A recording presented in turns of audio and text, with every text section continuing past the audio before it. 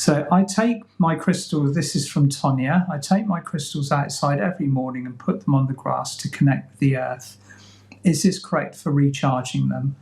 Tonya, yeah, that's a beautiful, thank you for that question, because that is also, we cover this in the module. Recharging a crystal, when you think of crystal, think elements, okay? Earth, air, maybe not fire, but water. Or chuck them in the fire kind of thing. But any wind, rain, moonlight, sunlight, they love it, absolutely love it. So put them outside so that they can regenerate. My crystals used to ask me to go outside on a full moon.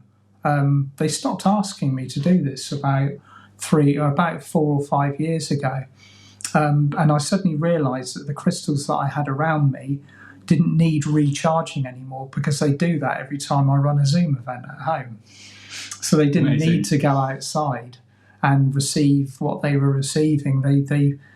Occasionally they like to go outside in the sun and do bits and pieces, but if I moved my whole army out, it would take me about an hour to move them out and an hour to move them back in again.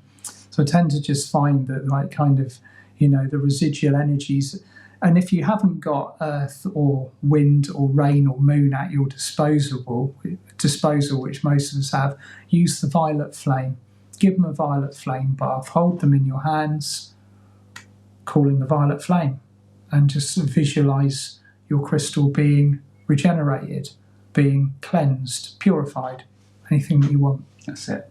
But if you use the approach that we were discussing earlier of actually programming it so that it can't receive anything below a fifth dimensional frequency in the first place, then actually you'll find that you really don't need to cleanse your crystals very often. Charging is slightly different. They might still want like a boost with some energy flowing into them. We all like a boost. We all like a boost. But the only thing I will say, there are a couple of crystals that, and not many of them, but there are a couple that don't like particular circumstances.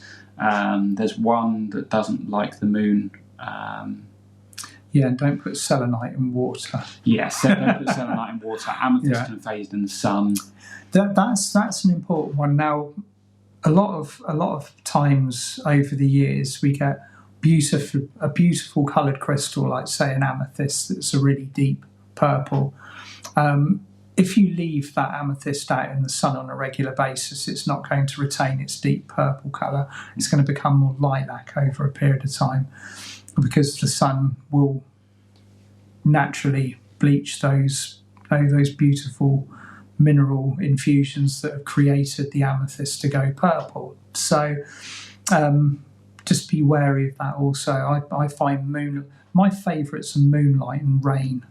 Rain's a good one. Cleanse, rain's water, fantastic. Flow.